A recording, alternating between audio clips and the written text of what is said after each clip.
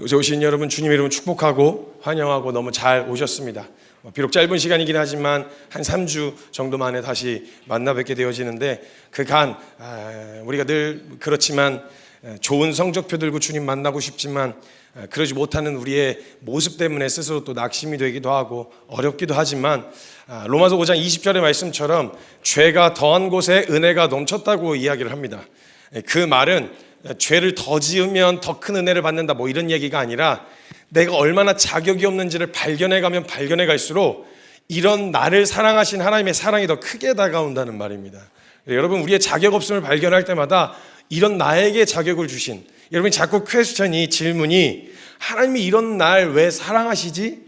하나님 왜 나 같은 걸 사랑하시지? 라는 질문이 찾아 들어올 때요, 하나님이 우리에게 대답하실 말씀은 다른 게 없어요. 뭐 이런 이유 때문에, 다른 이유 때문에, 만약 다른 조건이 붙잖아요, 그건 사랑이라고 할 수가 없습니다. 왜냐하면 성경에서의 사랑은 가장 완전한 속성을 이야기해요. 갖다부터 뭔가를 갖다 붙이면 안 돼요. 사랑 그 자체가 가장 순전하고 가장 완전한 개념이기 때문에 하나님도 뭐라고 표현하셨냐면 하나님은 사랑이시다. 하나님 이꼬르 사랑이라고 표현하실 만큼 가장 완전한 속성입니다. 그래서 우리가 흔히 이해하는 연애 감정으로는 이해해서는 안 되고요, 사랑이라는 건 그 모든 걸 다 포함하고 있는, 사랑하기 때문에 여러 가지 우리가 느끼는 여러 가지 정서와 감정들이 있잖아요. 어려움, 시기, 질투, 분노, 슬픔, 기쁨, 행복, 이 모든 게 사실 사랑 안에 있는 정서들입니다. 그래서 사랑하니까 때로 슬프기도 하잖아요. 사랑하니까 질투가 나기도 하고, 사랑하기 때문에, 그래서 이 사랑 안에 다 담겨있는 정서이기 때문에 만약 하나님한테 하나님 나 같은 거 왜 사랑하세요? 라고 물어보면요, 근데 가능성이 있어 보여서, 혹은 뭐 이것 때문에 저것 때문에 이유가 붙으면 그건 사랑이 아닙니다. 그 조건을 마음에 들어 하는 거지 사랑이라고 볼 수는 없어요. 진짜 사랑하냐, 왜 사랑하냐고 물으면 우리 대답할 수 있는 말은 딱 하나밖에 없어요. 사랑하니까 사랑한다고 밖에 대답이 안 돼요. 가장 완전한 속성이기 때문에. 그 왜 사랑하세요? 라는 질문 자체를 통해서 하나님 앞에 나아가면 그냥 그 하나님의 마음을 아는 거, 하나님이 이런 거 좋아하시는구나, 저런 거 좋아하시는, 이게 아니라 하나님 그분 자체가 우리 사랑하지 않으시고는 못 배기시는구나, 이 은혜와 그 마음을 발견하게 되어진다는 거예요. 그래서 저와 여러분에게 자격 없음을 발견하는 건 때때로 하나님 앞에서 나아가는데 은혜가 되어집니다. 그래서 잘하는 것으로 하나님께서 성과, 거기에 대한 상응하는 보답을 받은 게 아니라 로마서 5장의 말씀처럼 이를 한 사람에게는 그 삭시 은혜로 여겨지지 않고 보수로 여겨지거니와 이를 아니할지라도 경건하지 않은 자를 의롭다 하신 이를 믿는 자에게는 그의 믿음을 의로 여기신다. 그 은혜를 받게 해주신다는 거예요. 그래서 자격 없음을 발견하는 것도 은혜를 받을 수 있는 준비가 되게 하시는, 이 하나님의 완전한 그 섭리 안에 있다면요, 불안할 거 없습니다. 두려워할 것도 없고 불안하거나 뭐 걱정할, 염려할 필요가 전혀 없는 겁니다. 왜냐하면 저와 여러분을 모르고 부르신 게 아니라 알고 부르셨어요. 그러니까 여러분 솔직히 뭔가 이렇게 기대하고, 그래 은혜 받았으니까 뭔가 잘 해봐야지, 뭐 이런 기대감을 가지셔서 그런데 저와 여러분에게 이렇게 발견되는 연약함을 발견하셨을 때요, 놀라거나 당황할 일이 아니에요. 원래 그러셨어요. 뭘 새삼스럽게 나 왜 이러지 이렇게 느끼실 일이 아니라 자기만 모르고 계셨고 이미 다 주변 사람들은 알고 있었어요. 근데 그것을 내가 스스로 발견하게 되어져서 당황스러울 뿐인데 우리 주님은 그 모든 것 다 알고 부르신 분이십니다. 그러니까 이 말이에요. 죄인인 줄 알고 사랑하셨으니까 죄인이라고 버리실 수가 없는 거죠. 그것마저도 다 감당할 준비가 되어 있으신 하나님의 마음이 이미 준비되어 있다는 것, 이거 절대 잊으시면 안 됩니다, 여러분. 그래서 우리가 그 주님을 따라가는 걸음 가운데 가장 중요한 개념, 하나님이 다 준비해 놓으시고 모든 걸 다 이루어 놓으셨는데 그런 은혜의 자리에 초대를 하시면서 따라와, 이제 함께 가자라고 말씀하시는데 그 걸어가는 첫 걸음에서 예수님이 요구하신 것이 하나 있습니다. 그게 뭐였냐면 자기 부인입니다. 아니, 하나님이 준비해 놓으신 은혜가 그렇게 크고 웅장하고 거대하고 거창한 거면 사실은 뭔가를 얻고 그 길로 가려고 하는 사람에게, 야 여기 가면 진짜 재밌어, 여기 가면 진짜 좋아, 여기 가면 막 행복해, 막 미칠걸, 이런 강조할 지점이, 그 진짜 좋은 점만 강조하면 좋잖아요. 그럼 사람들이 많이 그런가? 한번 가볼까? 이런 생각을 가지고 따라가려고 할 거 아닙니까? 근데 예수님이 희한하게 초장부터 이걸 찍고 가게 하셨어요. 그러니까 너희가 만약 날 따라오려면, 예수님께서 접근하신 수많은 사람들, 만난 수많은 사람들이 있었어요. 고아, 과부, 세리, 창녀, 바리새인, 대제사장. 그러니까 현재 처해 있는 상황과 환경이 다 각기 달랐어요. 그러니까 놓여있는 상황이 다르니까 놓여있는 상황이 다른 사람들에게 접근하시는 예수님의 접근 방식이 다 달랐어요. 그래서 대제사장과 바리새인 같은 경우는 일단 기본적으로 마인드가 교만이 깔려 있어갖고 일단 접근하실 때부터 허리띠 끌어놓고 시작하셨어요. 그러니까 약간 칠 준비를 하고 시작하신 거죠. 뭔가 이렇게 항상 바리새인들, 대제사장들 만나면 말이 곱게 안 나가시나 봐요. 그래가지고 일단 허리띠쯤에서 벨트 이렇게 살짝 끌어놓고 있다가 이것도 이제 한 번씩 이제 빠따질 할 작정으로 뭔 말만 걸면 다 이 독사 막 회칠한 문은 막 이러면서 이미 일단 그 분노가 차 있으셨어요. 근데 동일한 예수님인데요, 같은 복음을 이야기하실 거거든요. 왜냐하면 바리새인이나 나머지 뭐 세리, 과부, 창녀, 고아 뭐 이런 사람들이나 가게 하시고 싶은 방향은 똑같으니까 사람들이 결국 궁극적으로 가게 하시는 방향이 거기라면 일괄적으로 대하셔도 되는데, 정말 세심하신 예수님이요, 고아, 과부, 세리, 창녀를 대하는 방식은 또 완전히 다르셨어요. 그러니까 대제사장들에게는 막 이 독사의 자식들 막 이러고서 막 그러셨는데, 세리, 과부, 창녀, 고아 같은 사람들에겐 되게 친근하게 다가가십니다. 그래서 누가복음에 보면 18장, 19장에 나오는 그 두 부자가 있어요.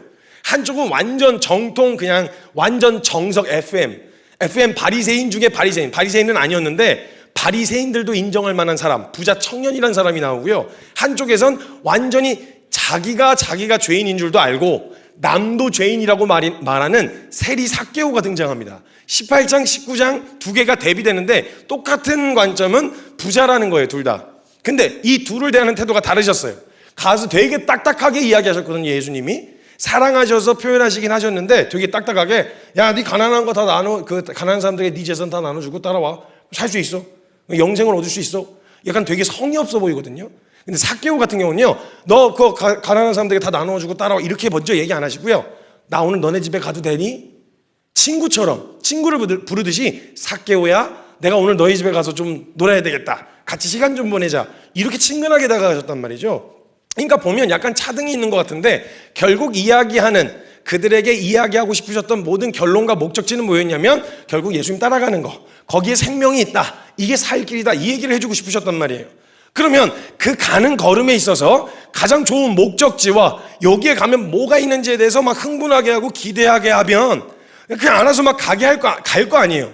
근데 예수님이 희한하게 남녀노소, 세리냐 과부냐 창녀냐 아니면 바리새인이냐 대제사장이냐 상관없이 접근하는 방식은 다르셨지만 한결같이 똑같이 제시하신 조건이 하나 있었어요. 뭐냐면 누구든지 날 따라오려면 자기를 부인하고 십자가를 지고 따라오라고 하신 거죠. 자기 부인, 이걸 반드시 필수 요소로 두셨단 말이에요. 근데 여러분, 우리가 자기 부인 하면 벌써 약간 턱이 높아 보여요. 뭔가 되게 고단할 것만 같고 뭔가 피곤하고, 그래서 사실 주님 따르기가 망설여지는 거거든요.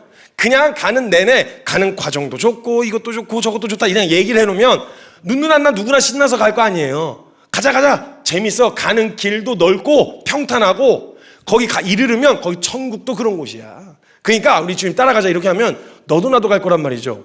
그런데 가기를 원하신 예수님이 왜 초장부터 조금 조직에 깊이 발을 들여놓은 다음에 그 다음에 발을 뺄 수 없을 정도까지 깊이 들여놓으면 그제서야 얘기 안 한 거 있다.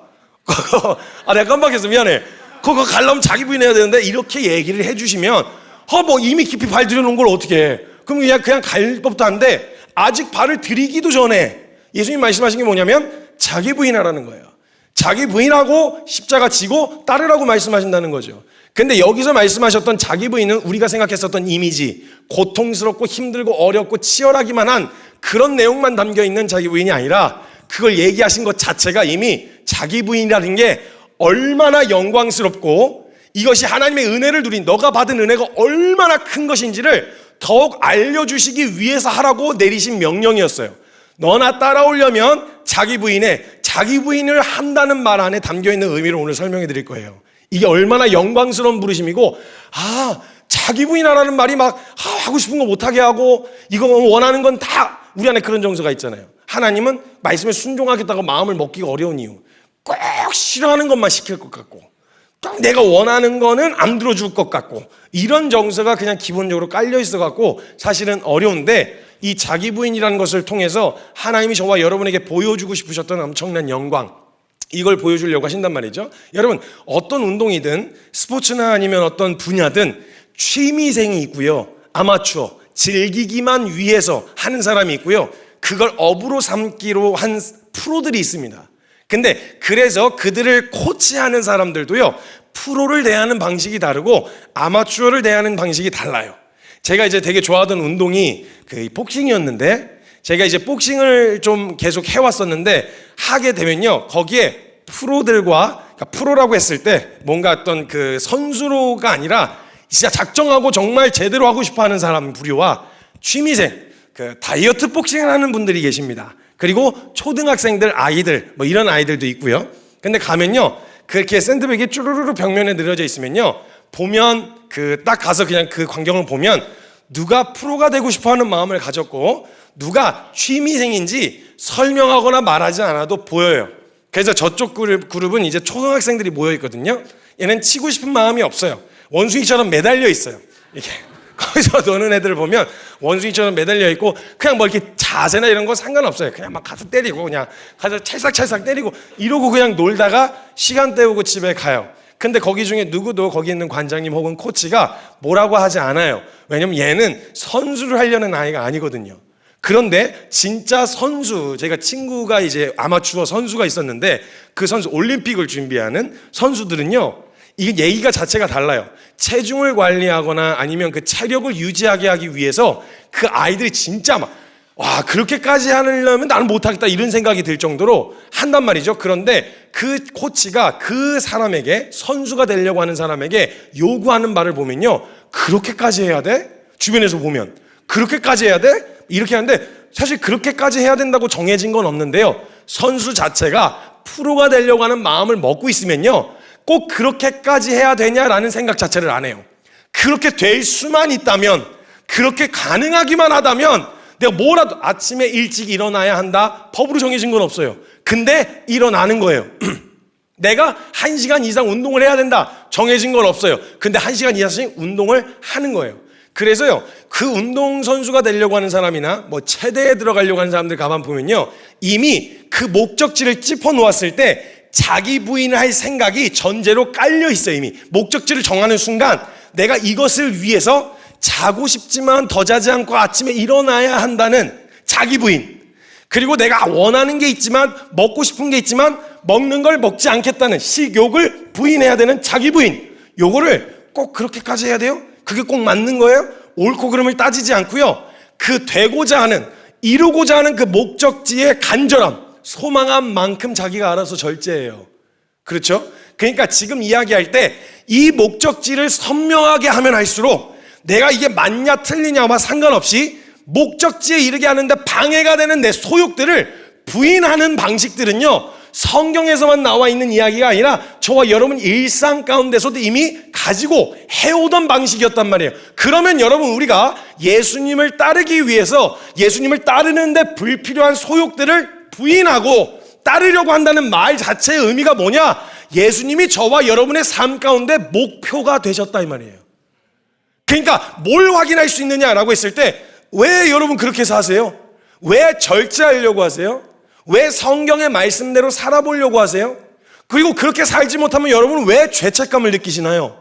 아니, 누구도 그렇게 하라고 강제한 적이 없고 대한민국을 살아가는 헌법 안에서도 그렇게만 해야 된다고 말한 적이 없는데, 여러분은 왜 일상을 살아가면서 그 강제하지 않은 성경에만 있는 이야기들, 그걸 수행하지 못했을 때 마음에 찔림을 얻어서 죄책감이 느껴지고, 아, 그렇게 해야 되는데 고민하고 씨름하고 에너지를 쏟는 이유가 뭐냐는 거예요. 그 이유가 뭐냐? 벌써 이 말씀의 방향으로 살아가겠다라고 하는 삶의 방향성, 즉 목표를 설정하지 않았다면 그렇게 할 이유가 없는 거예요. 그 나중에 이 목표가 흐려지기 시작하잖아요. 그러면 내가 이렇게까지 해야 돼?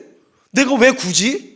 이게 맞는 거야? 꼭 그런 식으로 해야 돼? 이렇게 반응하게 되어진단 말이에요. 그래서 남들은 이제 성경에서 나타난 주님을 따라가려고 했었던 사람들 있잖아요. 이 사람들은요, 그걸 해도 되냐 안 되냐, 맞냐 틀리냐 이런 걸로 논쟁 안 했어요. 그냥 내가 주님 따라가는데 걸림이 된다 안 했어요. 그냥 내가 주님 따라가는데 자꾸 마음에 뭐가 밟힌다 안 했어요. 그냥 그럼 야, 그거 안 해도 돼, 그거 해도 돼. 그거 뭐 천국 가는데 지장 없어. 그거 알아. 모든 것이 가한 줄 나도 알아. 그거 자체가, 그 행위 자체가 죄냐 아니냐 이런 걸로 씨름 안 한다는 거 나도 알아. 근데 내가 나아가려고 하는, 내가 오늘 살고자 하는 그 목표로 나아가는데 그게 자꾸 밟혀. 그게 자꾸 걸린다고. 그래서 니는 할 것만 하는데 난 안 하겠다고. 왜냐면 이게 방해가 되더라고. 내 삶의 목표가 뚜렷할수록 내가 무엇을 부인해야 되고 무엇을 걸러야 되는지가 선명하게 드러납니다. 근데 이게 흐려질수록 그걸 자꾸 시비 거는 거죠. 내가 목표로 그리 나갈 게 아닌데 뭐 하려고 그렇게까지 해야 돼? 내가 아침에 왜 그렇게 일찍 일어나야 돼? 내가 뭘 이렇게 살아야 돼? 그래서 여러분, 목표가 뚜렷하면 방법이 날카로워져요. 뭘 어떻게 사는 게 맞냐 아니냐 이런 거 논쟁 안 해요. 그리고 오히려 어떤 사람이 운동을 하는 사람이 있고 체대에 들어가려고 하는 사람도 있었어요. 근데 오히려 아침에 안 일어나도 돼 라고 말하면서 애들이 아침 운동을 빼먹잖아요. 그럼 내가 아침에 혼자 일어나서 하는 게 더 오히려 안심이 돼요. 왜냐하면 쟤네들은 제끼고 내가 들어갈 수 있겠구나 이런 생각이 드니까요. 쟤네들 안 한 거예요. 경쟁 상대로 봤을 때 물론 천국에 가는 길과 주님 따라가는 길에 경쟁은 없겠지만 그걸 봤을 때도 그걸 가지고 나만 희생한다 이런 생각 안 한다고요. 왜냐하면 내가 가고자 하는 목표를 설정해 놓았으니까. 그래서 이 자기 부인이라는 걸 통해서 우리의 삶의 목표가 무엇인지를 정확하게 확인할 수 있는 자리에 우리가 나아갈 수 있다는 거. 이게 엄청난 은혜라는 거예요. 그래서 제가 자기 부인을 통해서 하나님께서 보여주고 싶으신 이게 왜 그렇게 영광스럽고 엄청난 부르심인지, 자기 부인해라 이 말이 얼마나 영광스러운 부르심인지를 세 가지의 관점으로 제가 나누려고 하는데요. 첫 번째는 죄인이었었기 때문입니다. 그리고 두 번째는 우리가 순전한 이게 그 종이었었던 우리의 그 존재적 문제를 존재가 끝나고 우리가 자유인이 되었다라고 하는 자유의 선포입니다. 그리고 세 번째가 이제 사랑의 고백입니다. 이거 제가 순서대로 제가 풀어서 설명을 해드리도록 할게요. 먼저 첫 번째는요, 우리가 죄인이었었다는 사실을 절대 잊으시면 안 됩니다. 자, 예수님께서 십자가에서 죽으실 때 뭐라 그러셨냐? 내가 다 이루었다. 이룰 것이다. 너는 좀 지켜보자. 너는 안 되겠다. 이런 게 아니고요.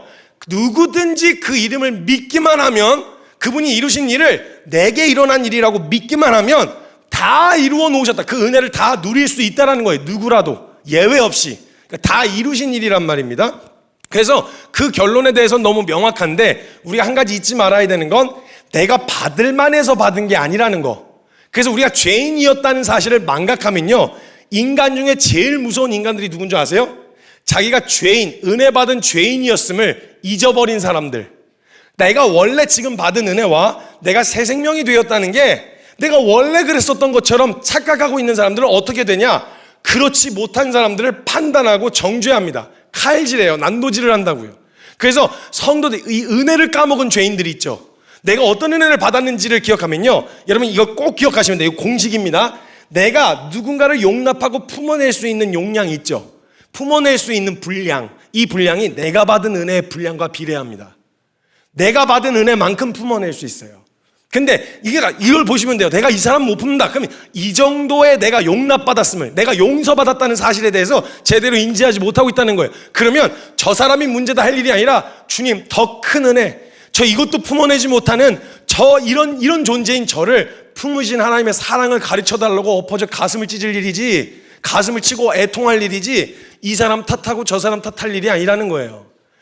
기억하셔야 되는 건 내가 사람을 용납하고 품어내는 분량이 내가 받은 은혜의 분량과 비례한다. 이걸 알고 계셔야 돼요. 그래서 받은 용서만큼 용납할 수 있는 거예요.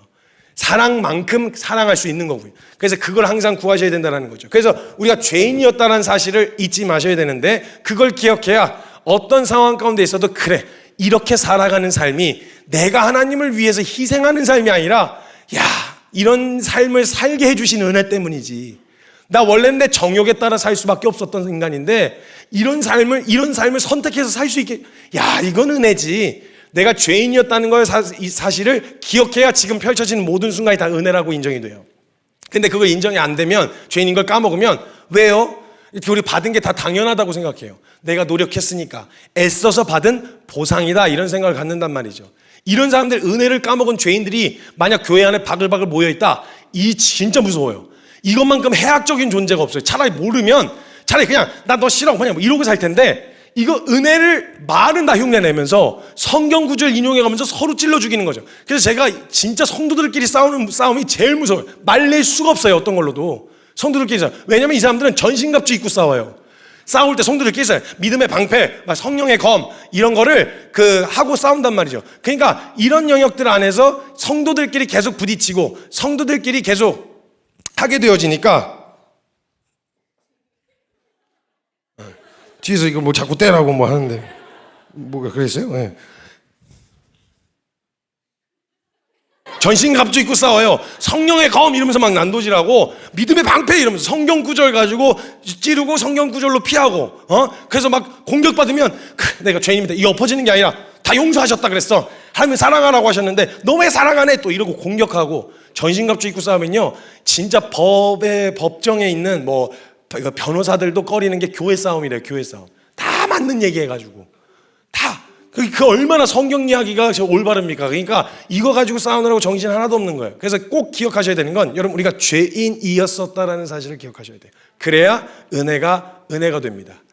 여러분 죄인이었다는 사실에 대해서 도장을 안 찍고 가면 지금까지 저와 여러분 은혜 하나님이 진짜 주고자 하셨던 그 은혜를 받은 경험이 없었는지도 몰라요. 그치 나 이런 존재지 맞아 나 그런 존재지 이걸 깨달아 알아가면 알아갈수록 주신 은혜 이 이후의 모든 삶이 다 은혜라는 사실을 우리가 인정하게 되어질 수 있다는 거예요. 그 또 다른 의미에 우리가 죄인이었었다는 걸 기억하셔야 되는 또 다른 의미가 있는데요. 에베소서 2장 1절에서 3절까지의 말씀에 보면 이 얘기를 해줘요. 에베소 교회에게 사도 바울이 얘기해 주는 거예요. 너희가 죄인이었었다는 걸 절대 잊으면 안 된다 하면서 해준 얘기예요. 그는 허물과 죄로 죽었던 너희를 살리셨도다. 과거형이에요. 그때에 그러니까 예수 그리스도를 믿기 전 그때에는 너희가 그 가운데서 행하면서 이 세상의 풍조를 따르고 공중의 권세 잡은 자를 따랐으니 곧 지금 불순종의 아들들 가운데 역사하는 영이라 사단 말 듣고 따라갔다 이 말이에요. 너희가 살아갔던 삶이 익숙하게 주님이 아니라 말씀이 아니라 그 불순종 가운데 역사하는 영을 따라갔다 이 말이에요. 이전의 삶이. 그래서 전에는 우리도 다 그 가운데 행하여 육체의 욕심을 따라 지내며 육체와 마음이 원하는 것을 하여 본질상 진노의 자녀였다 이래요. 여러분 재밌는 거예요. 우리가 그렇게 살아가던 삶을 살다 보니까요 나는 뭔가 하나님의 말씀에 대적할 거야 난 하나님을 부인할 거야 이게 아닌데 그냥 난 단지 내 마음에 원하는 대로 한 것뿐이거든요. 난 그냥 내가 지금 욕구가 딱 차올랐길래 그 욕구대로 한 것뿐이에요. 그런데 거기 간 그 욕구대로 그대로 따라가면 어디에 서 있냐? 본질상 진노의 자녀짓을 하고 있다는 거예요. 나는 본질상 진노의 자녀짓을 하려고 한 게 아니라 난 그냥 내 마음의 소욕이 찾아왔길래 그대로 했을 뿐이고 내 마음의 욕심대로 찾아 들어온 욕구대로 그냥 했을 뿐인데 욕구와 감정을 그대로 쫓아서 따라가 보세요. 따라가면 기가 막히게 본질상 진노의 자녀짓 그러니까 하나님의 말씀에 불순종하는 자리에 가 서 있다는 걸 알게 되어지는 거죠. 발견하는 거. 그래서 짚어주는 거예요. 사도 바울이 너희가 육체와 그 육체의 욕심대로 따라 행하면 기가 막히게 너희는 본질상 진노의 자녀짓을 하고 있었다는 거예요. 그러니까 이게 무슨 말이냐? 너무 자연스럽다 이 말이에요. 내가 의식하고 그 일을 행한 게 아니라 그냥 내게 찾아 들어온 그대로 욕구대로 했을 뿐인데 그게 하나님의 말씀에 순종하지 않는 불순종일 뿐만 아니라 진노의 자녀짓을 하고 있었다는 거죠. 그래서 내가 하나님 앞에서 하나님 앞에서 내가 어떤 죄인이었었는지 그 성향과 살아온 습관 이걸 이해하고 있어야 된단 말이죠. 근데 여러분 이게 계속 누적되어진 채로 그냥 교회는 다니고 뭐 하나님에 대한 이야기는 어렸을 때부터 들었을 수 있지만 이거 실제로 죄인이라는 걸 인정한 시점부터 사실 복음과 은혜가 시작되는 거거든요. 그러니까 내가 이전까지 살아왔었던 건 종교 생활을 했을 수 있겠지만 진짜 은혜로 살아가는 삶의 방향으로 확 방향을 틀게 된 건 내가 어떤 죄인이었는지를 깨닫게 되어졌을 그 시점부터라는 거예요. 그러면 교회에서 시킨 대로가 아니라 그치 죄인의 본성과 반응대로 살지 않고 주님을 따라서 살아가는 삶을 살아야지 라는 결정을 하게 된 거란 말이죠. 근데 그 이전까지는 어떻게 살았냐? 그냥 그렇게 살았단 말이에요. 육체의 욕심과 마음에 원하는 대로 하면서 살아왔었단 말이죠. 그러니까 이렇게 살아가는 삶이 막 반복되어지다 보니까 반복되어지고 나한테서 드러나다 보니까 여러분 계속 죄책감이 느껴지잖아요. 그러니까 무슨 일이 일어나냐면 이때 사단이 기가 막히게 여러분을 공략하는 게 뭐냐면 이전에 예수님을 믿고 새 생명이 되었다고는 우리가 성경의 내용으로는 알고 있지만 이전에 완전히 쪄들어 붙었었던 죄인이었었던 본성과 습관들이 남아있단 말이죠. 이게 나타날 때마다 사단이 뭐라고 이야기하냐면 봐봐 넌 여전히 죄인이야 라고 이야기한단 말이에요.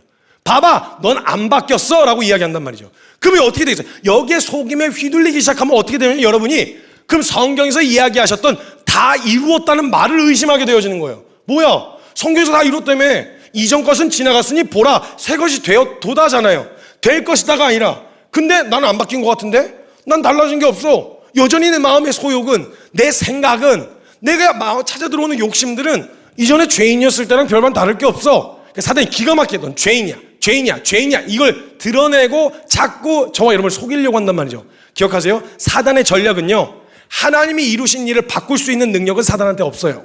그 사단의 전략은 여러분이 스스로 믿지 못하게 만드는 거예요. 여러분을 속여서 스스로 믿지 못하게 만들어서 말씀을 스스로 의심하게 하고 이루어진 진리를 스스로 의심하게 하는 게 이게 사단의 전략이란 말이죠. 그래서 이 사단이 우리를 속여서 계속 그 자리에 머물러 있게 하고 여전히 죄인이었던 그 삶에 계속 봐봐 안 바뀌었으니까 나는 이렇게 살 수밖에 없어. 어쩔 수 없어. 인간은 어쩔 수 없어. 용기와 다시 그 새 생명으로 살아갈 용기를 빼앗고 그 자리로 돌아가게 만드는 거예요. 지발로 돌아가게 만든다고요. 그러니까 사단이 억지로 멱살 잡고 끌고 가는 거 아니잖아요. 여러분이 알아서 자포자기 해가지고 여러분이 스스로 가는 거잖아요. 때려요? 그렇게 안 살면? 그거 아니잖아요. 사단이 나타나가지고 밤중에 나타나서 뭐 무섭게요 막 가위 눌리게 만들고 막 이러지는 않잖아요. 그렇잖아요. 근데 우리가 스스로 속아서 아니 어쩌면 속고 싶어서 이전에 하던 것 하고 싶어서 그리고 스스로 걸어 들어가고 있었는지도 모른다라는 거예요. 근데 여러분 확실하게 기억하셔야 되는 건 뭐냐? 이었었다. 과거형 패스트였다는 걸 기억하셔야 돼요. 과거형이다. 나는 죄인이었었다. 그래 네가 말한 대로 네가 생각했던 대로 죄인의 그 모습 본질상 진노의 자녀 짓을 하는 죄인이었었어. 이전에 그렇게 살아왔었어. 그래서 나도 그게 너무 익숙해가지고 내가 의식하고 깨어있지 않으면 내가 쪼로로 자꾸 그리로 돌아가. 그래 근데 나는 죄인이었었어. 성경의 결론은 뭐예요?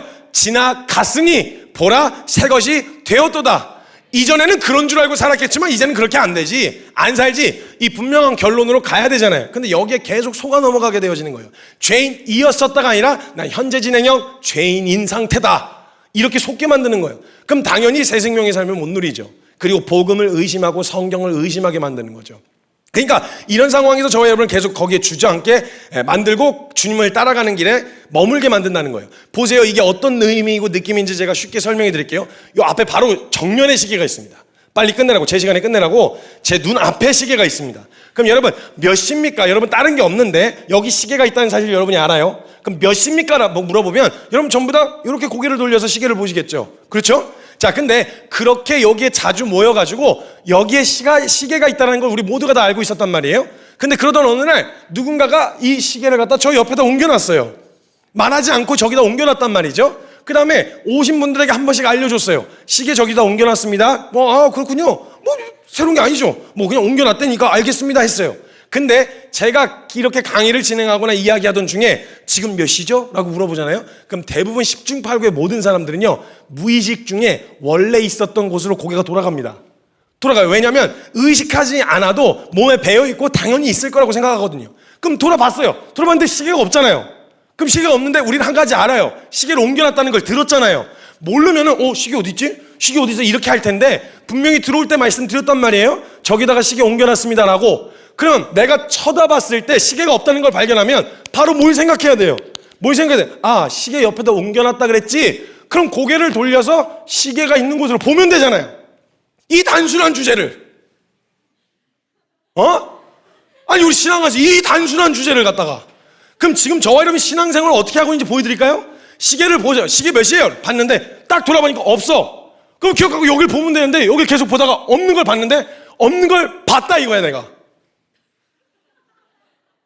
그래서 거기 앞에 가가지고 난 등신이야. 나는 안 바뀌었어.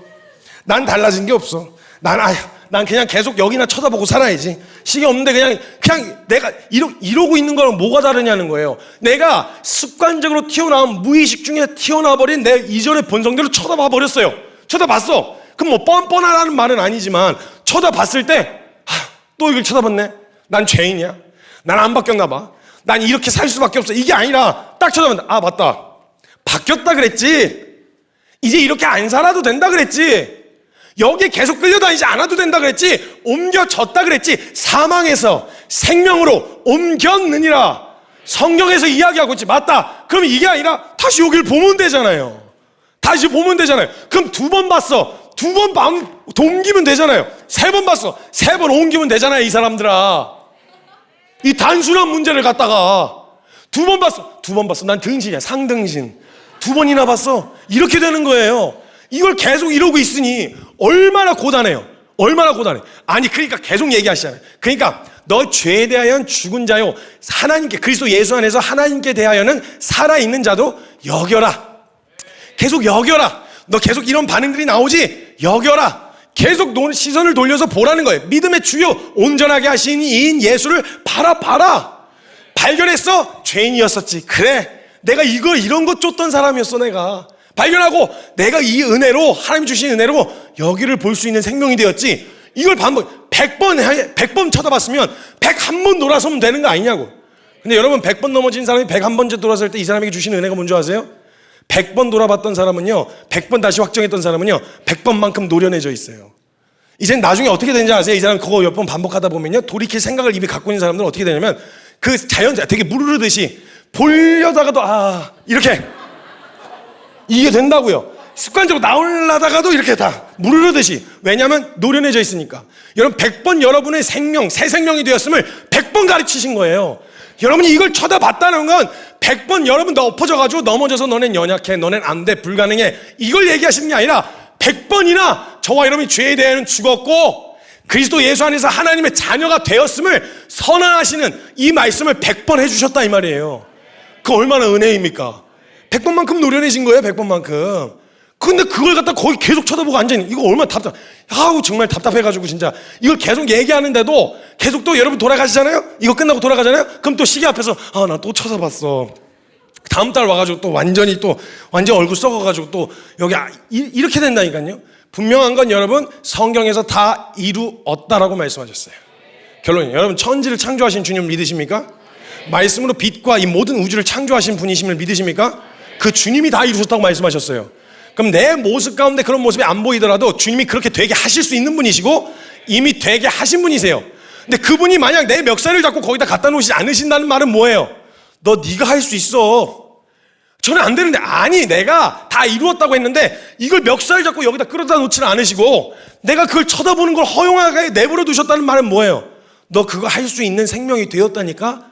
네가 거기서 돌아서면 돼. 내가 다 이루어놨어. 길도 만들어놓고 자격도 만들어놓고 네 아이디 카드도 다 만들어놨어. 네가 가서 찍고 들어오면 돼. 근데 그걸 가지고 안 들어가고 버틴 거 있으면 그거 어떻게 해야 돼요? 맞아야 돼요.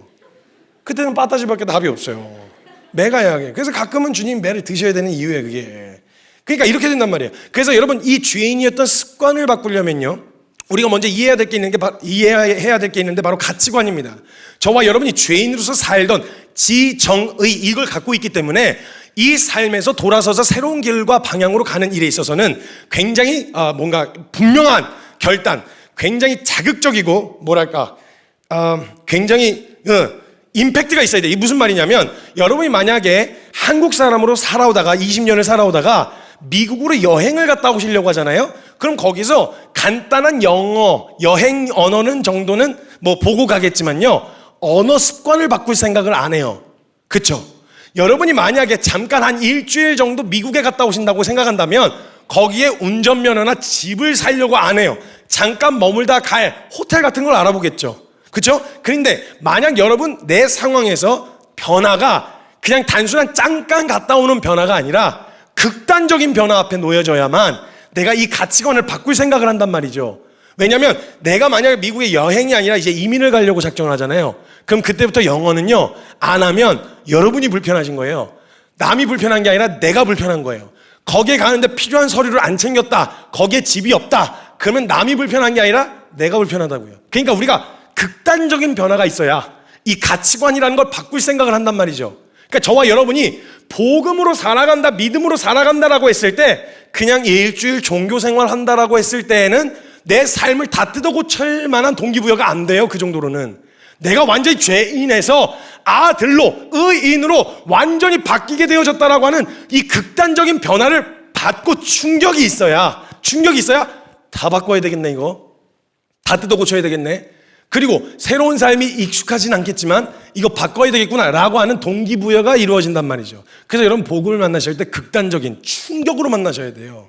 근데 약간 그냥 어르고 달래듯이, 설득하듯이, 오면 좋아, 이제 약을 팔아가지고 무슨 길거리에 나눠주는 전단지 마냥 그런 식으로 여러분, 그런 식으로 했을 때 여러분 인생 바꿀 생각 드시겠어요? 안 되죠. 그러니까 어느 지점에서 시작했든, 그게 설득과 독려와 격려로 시작했든, 위로와 이런 걸로 시작했든, 아니면 책망으로 시작했든, 이 복음의 끝자락, 복음을 만나야 되는 곳 안에 서게 되어지면 존재가 바뀌어야 되는 극단적인 변화 앞에 서게 되어진단 말이에요. 어느 지점이든.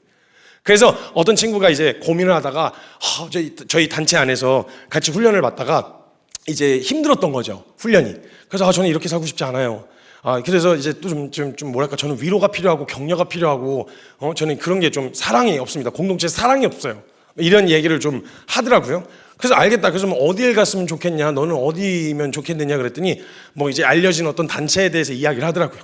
그래서 제가 분명하게 이야기를 했죠. 왜냐면 저희 가족들도 저도 그 단체에서 훈련을 받아봤던 터라 이제 분명하게 이야기를 해줬죠. 우리 단체가 좋다 이 말이 아니다. 근데 이건 알고 있어야 된다.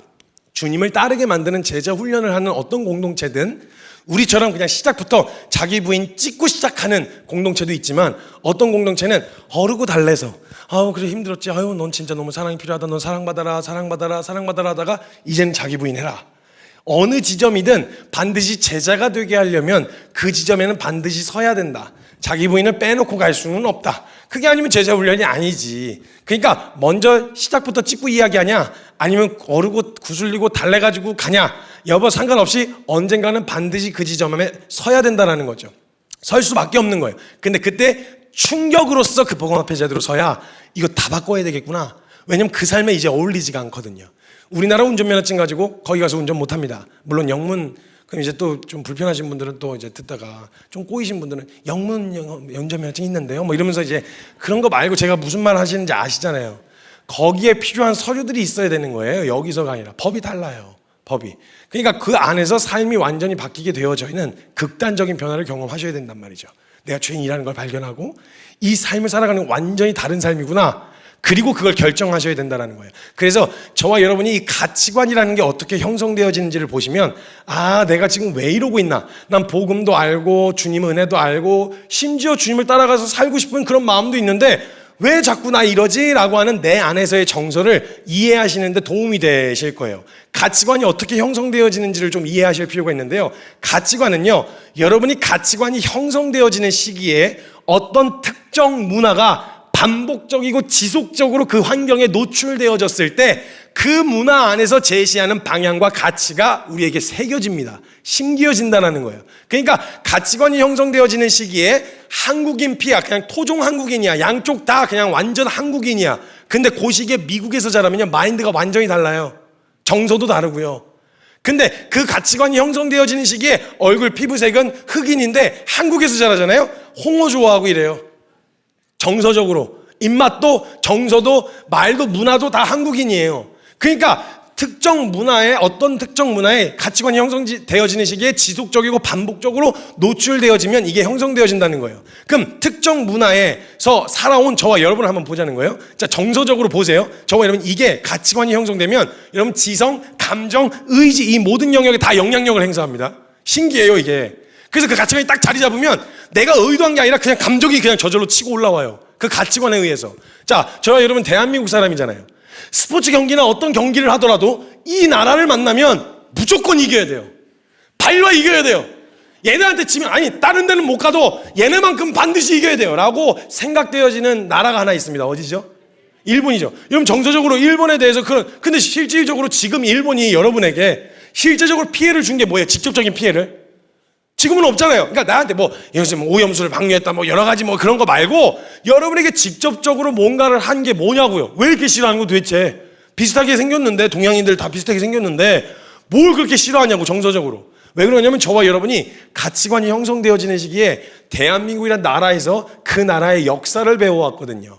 그러니까 이걸 배워오면서 자리 잡은 이 정서 때문에 일본 하면 약간 이겨야 돼, 그냥.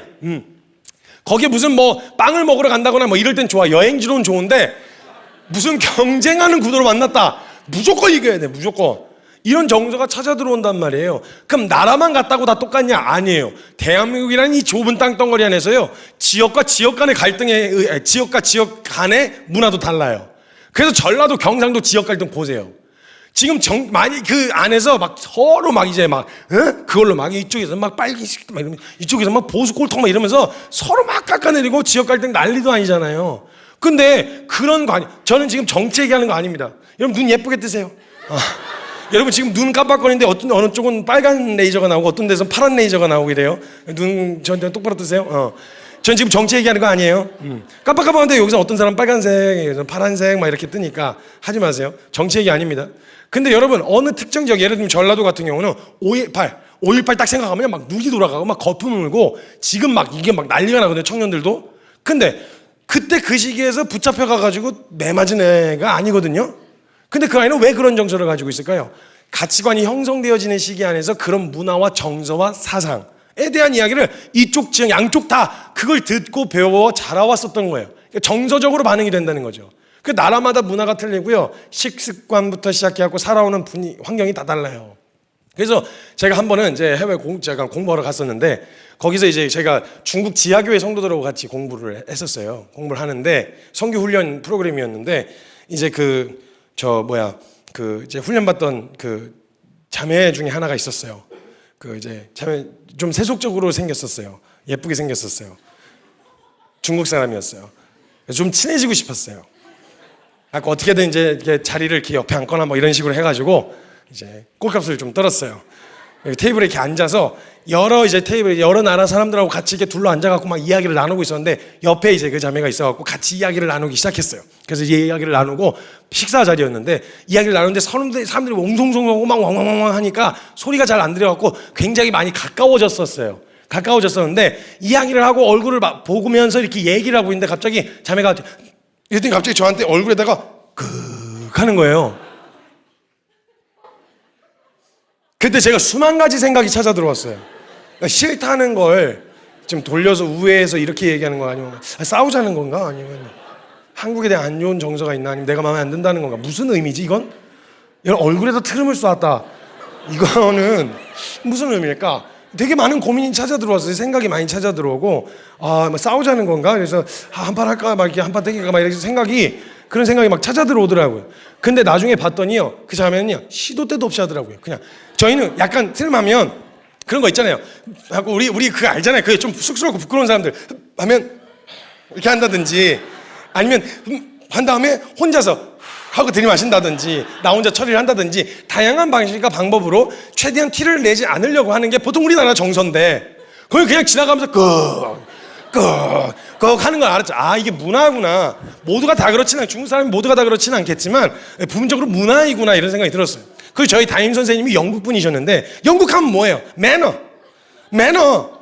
그래서 저는 당연히 그런 것들이 이제 막 표현들 그렇잖아요. 막 클래스, 막 이러면서 이제 표현하실 때 영어도 그렇고 굉장히 그냥 저는 영국 사람 하면 고급진 느낌이 들거든요. 근데 갑자기 테이블에 앉아서 밥을 또 먹는데 갑자기 그 내 앞에 이렇게 테이블에 있었던 냅킨을 갖다가 밥 먹는 자리에서 코 이렇게 크신 분이 푸앙 하고 막 코를 막 푸앙 하고 푸는 거예요. 그리고 그걸 닦아서 테이블 위에 올려놓으시는 거예요.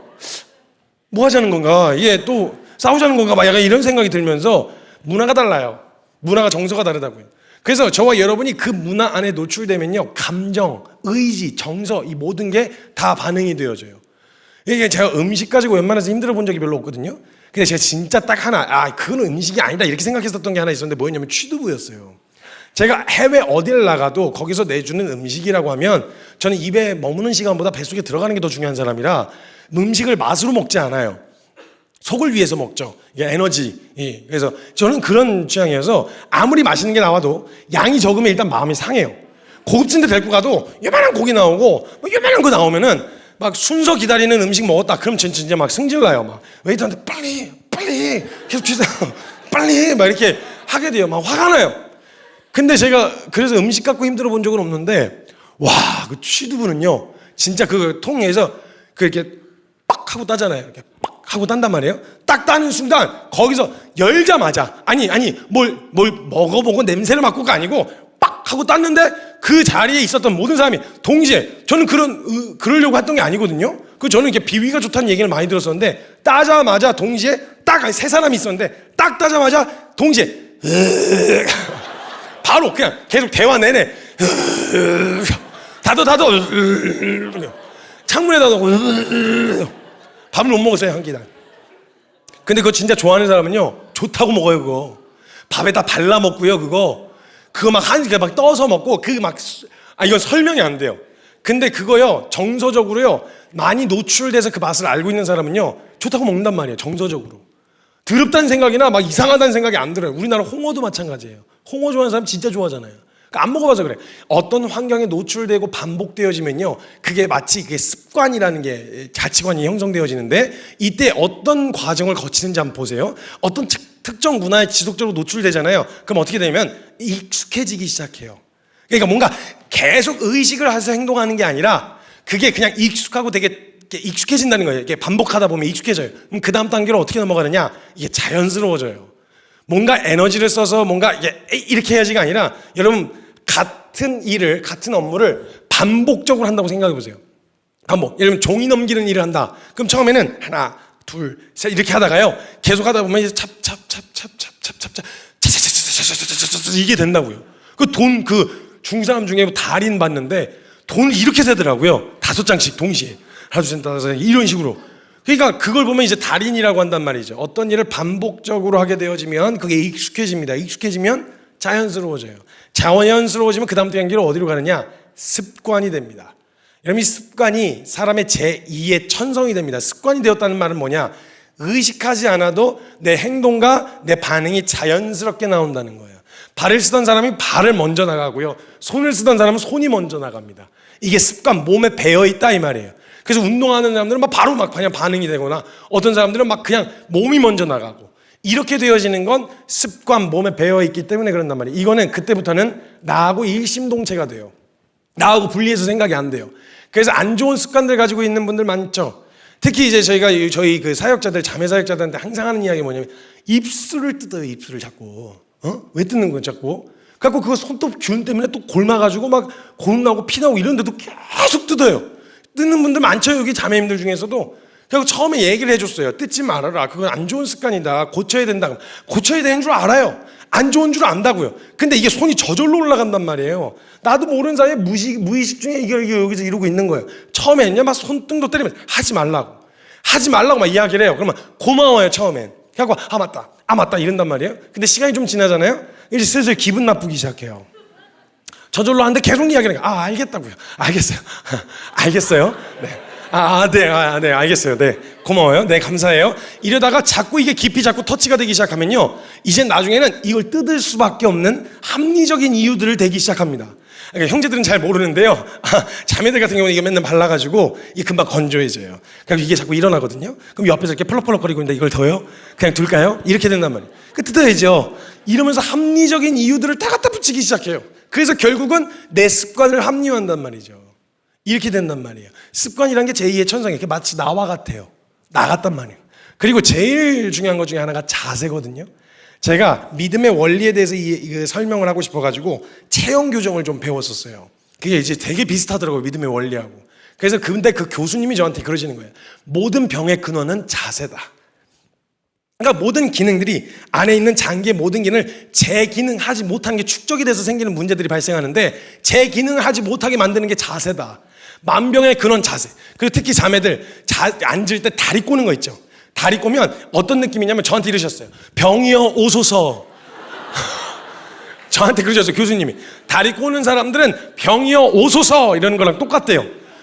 만병의 근원이 자세라고 이야기를 하시더라고요. 그래갖고 제가 그 얘기를 하잖아요. 그럼 여기 앉아있는 분들, 전 지금 자세 고치란 말 안 했거든요. 근데 여러분 벌써 그 얘기 듣자마자 이러면서 자세를 고쳐 앉으신단 말이에요.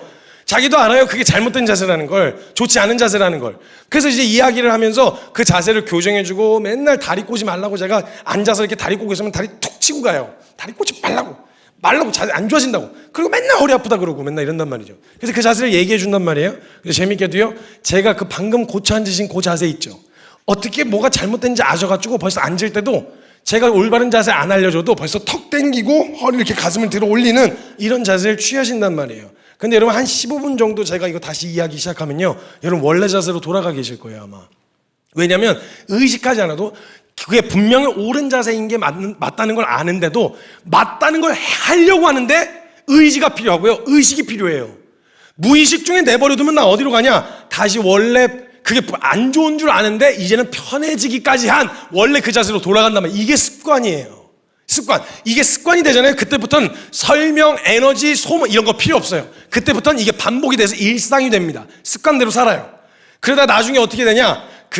이게 일상이 되고, 그 다음에 이게 삶이 됩니다. 그래서 여러분 아마도 20대까지, 죄송해요. 제가 자꾸 흥분하면 앞으로 가까이 가는데 2층에도 지금 꽉 차셔가지고 네, 제가 앞으로 가면 이렇게 뭐 부담스럽다고 앞에서 좀 해주세요. 오케이 감사해요. 이렇게 이렇게. 네. 그래서 저와 여러분이 20대 정도 때는요 주변에서 권면해 준 사람이 많아요. 왜냐하면 그때는 아직 자리를 잡았다기보다는 가르쳐주고 알려주면 수정할 수 있는 가능성이 있다고 생각하거든요. 그래서 20대까지는 주변 어른들도 그렇고 주변 사람들이 야 그렇게 먹으면 안 돼, 그렇게 하면 안 돼, 이거 얘기를 많이 듣는데요 30대 넘어가면 그때부터 권면하는 사람이 사라져요. 왜냐? 이제부터는 그 사람의 습관이 이미 되어진 시기이기 때문에 그 사람에게 나타나는 반응들은 그 사람의 됨됨이로 보기 시작합니다. 권면 안 해요. 습관이 이렇게 무서워요. 근데 문제는 여러분 보세요. 어떤 삶에 노출되어져서 반복적으로 살아서 익숙해지고 그게 자연스러워지고 습관이 되고 일상이 되고 삶이 됐어요. 그냥 가만히 있어도 그게 자연스럽게 돼요. 자연스럽게 핸드폰에 손이 가고 자연스럽게 뭐가 되고 이게 그냥 자연스럽게 되어지는데 이게 내 삶의 부분적으로 되어졌는데 저와 여러분이 어떤 가치관이 형성되어졌냐면 저와 여러분이 가치관이 형성되어지는 시기에 어디에 노출돼 살았냐? 하나님 나라의 가치하고는 전혀 상관없는 세속적인 가치 한복판에서 대부분의 시간이 노출돼서 살아왔었단 말이에요. 그런데 그 세속적인 가치의 핵심은 뭐냐? 하나님이 없다는 전제로 살아가는 사람들, 즉 나의 인생에 대한 주도권을 내가 갖고 하나님 없이도 살 수 있다고 만들어오는 문화 안에서 살아간단 말이에요. 그러니까 내 인생이 내가 주인이 돼야 되고 살아갈 길을 내가 알아서 찾아야 되는 거죠. 그러니까 그런 세속적인 가치와 문화 안에서 살아가다 보는데 노출되어진 시기에 다 거기 있었어요. 대부분의 시간을. 그리고 거기서 익숙해졌죠. 자연스러워졌죠. 습관이 됐죠. 일상이 되고 삶이 됐는데 깨달은 거예요. 이거 아니구나. 이 방향이 아니라 전혀 다른 삶의 방향이 이게 있었구나라는 걸 깨닫고 이제 방향을 딱 틀었단 말이에요. 그런데 지금까지 살아왔었던 습관, 이게 발목을 딱 잡는단 말이죠. 딱 잡는 거예요. 그러니까 죄인이었었다. 지금 내가 현재 내게서 나타나는 그걸 믿고 따라가려고 하는데도 내게서 나타나는 죄인의 정서와 그 반응들은 길들여졌었던 죄인의 삶에 오랫동안 노출되어 살아왔었던 옛 습관의 흔적들이지 이걸 죄인이다. 지금 내가 현재 문제가 있는 상태여서 안 되는 것이다 라고 보면 안 된다는 거예요. 그러니까 그 삶을 발견하고 까먹다가 자연스럽게 하다가 맞다 이거 아니지. 그럼 다시 방향을 틀어서 죄인이었었지. 이전 것은 지나갔지. 시계가 여기 있는 게 아니라 여기 있지. 요 단순한 태도로 바꾸는. 그러니까 여러분이 일어나는 소욕들과 반응들이 그동안 그렇게 쩔어왔었던 그냥 습관이 되었었던 죄인의 정서, 반응, 가치관 때문에 생겨나는 반응이라는 거예요. 그러니까 두려워하지 않으셔도 된다는 거예요. 확실한 결론을 갖고 계셔야 돼요. 죄인이었었습니다. 과거로 지나갔어요. 보라 새 것이 되었도다. 그 믿음으로 계속해서 반복적으로 그걸 시도하려고 하는, 그럼 이제 이게 체화되기 시작해요. 나중에 그래서 저는 믿음 좋은 사람은 어떤 사람이라고 생각하냐면 도덕적인 사람? 뭔가 막 돌파하는 사람? 아니요. 익숙하게 주님을 다시 찾는 사람 있잖아요. 처음에는 여길 보다가 난 또 이랬어 저랬어 막 이러고 막 한참 있다가 여길 봐야지 이렇게 했다면 나중에는 보면 바로 여기를 다시 돌아보는 익숙하게 주님을 찾는 사람이 저는 믿음의 사람이라고 생각해요. 뭔가 멋있는 사람, 대단한 사람 이런 사람이 아니라. 그래서 우리 안에 이 삶이 죄인이었었다라고 하는 과거형을 도장을 찍으셔야 됩니다, 여러분이. 그래야 죄인이었었던 사실로 인해서 내 인생의 목표가 되신 예수님, 그것을 위해서 자기 부인하는 과정을 통해서 예수님, 그리고 예수님을 따라가는 길에 너무 따라가는데 어울리지 않는 습관들이 자리 잡고 있었다는 걸 우리가 인정해야, 그래야 자기 부인이 그래서 필요한 거구나. 이 삶을 살아야 되니까. 한국말 툭 튀어나오려고 그러는데 영어를 자꾸 쓰려고 해야 영어가 편해지는 것처럼 우리 안에 이걸 체화하려고 하는 삶으로 나아갈 때 필요합니다. 자기 부인. 그래서 저와 여러분이 죄인이었었다는 사실을 가르쳐 주시기 위해, 오늘 너는 새 생명이야, 이걸 알려주시기 위해서 자기 부인하라고 말씀하신다는 게 이게 첫 번째. 두 번째는요, 자유의 선포입니다. 로마서 8장 1절에서 2절 말씀이 이렇게 적혀 있어요. 그러므로 이제 그리스도 예수 안에 있는 자에게는 결코 정죄함이 없나니 이는 그리스도 예수 안에 있는 생명의 성령의 법이 너를 죄와 사망의 법에서 해방하였습니다. 로마서 6장 6절에서 7절에는 이렇게 말합니다. 우리가 알거니와 우리의 옛 사람이 예수와 함께 십자가에 못 박힌 것은 죄의 몸이 죽어 다시는 죄에게 종노릇하지 아니하려 함이니 이는 죽은 자가 죄에서 벗어나 의롭다 하심을 얻었습니다. 여러분, 예수 그리스도께서 이루신 십자가의 복음으로 죄의 종노릇할 수밖에 없었던 우리의 육체의 정욕을 쫓아서 사는 게 그 길밖에 없었어요. 마음이 원하면 욕심대로 해야 돼요. 왜? 욕심대로 안 하면 어떡할 건데요? 우리는 성경을 알아서 어떻게 살아야 되는지를 알고 있지만 그게 없는 사람들은 내 마음에 이게 하고 싶어. 하면 안 돼. 왜? 하면 안 되니까. 이유가 없는 거예요, 명분이. 그러니까 최대한 법의 테두리 안에서 내 하고 싶은 마음의 욕심과 본성과 정욕대로 그렇게 사는 길밖에는 없었단 말이에요. 근데 그거의 원함에 그래서 끌려갈 수밖에 없었죠. 안 할 수가 없는 거예요. 정욕에 그렇게 끌려다니는데 그 본질상 진노의 자녀로 살아가는 것밖에 없었는데 우리를 구원하셔서 죄에서 벗어나게 하시고 죄와 사망의 법에서 해방하셨다라는 거예요. 성경의 선포로. 죄에서 벗어난 것뿐만 아니라 의인으로서 살아갈 수 있는 길을 열어놓으셨다는 거죠. 그럼 사망의 길을 갈 수밖에 없었고 그 길밖에 없었다고 생각해서 그 길만 가고 있었는데 이게 잘못됐구나 라는 걸 깨달았단 말이에요. 근데 잘못됐다는 걸 깨달아도 갈 길이 없으면 의미가 없잖아요. 근데 돌아서서 갈 길까지 주님이 마련해 놓으셨다는 거예요. 여기서 건져내셨을 뿐만 아니라 어떻게 살아야 하는지까지도 정확하게 다 준비해 놓으셨다는 거죠. 그러니까 여러분 이런 거예요. 만약 구원이 죄에 대한 구원이기만 하면 물에 빠진 사람은 건져는 놨는데 그 물 근처에다가 놓고 가는 바람에 저체온증으로 얼어 죽었어. 이게 어떻게 구원이에요? 물에 빠진 거 건져냈으면 그가 다시 살아갈 수 있도록 병원까지 집어넣어줘야 제대로 구한 거잖아요. 이것처럼 죄에서만 건져내는 게 아니라 어떻게 살아야 하는지까지를 제시하신 거죠. 그러니까 죄의 종이었던 너희를 건져내셨다. 그 다음에 자유인으로서 살아가게 하셨다. 여기까지 믿는 게 우리가 믿어야 할 내용인 거예요. 근데 이 상황에서 우리가 죄의 종노릇하고 있었는데 이 죄의 종노릇하는 것에서부터 벗어났다는 걸 확인해야 되잖아요. 근데 이걸 언제 확인하는 줄 아세요, 여러분? 이걸 언제 확인할 수 있냐? 옛 주인의 허락을 받지 않고 내 마음대로 문 밖을 나가봤을 때 내가 자유인이 됐다는 걸 깨달아 알 수 있거든요.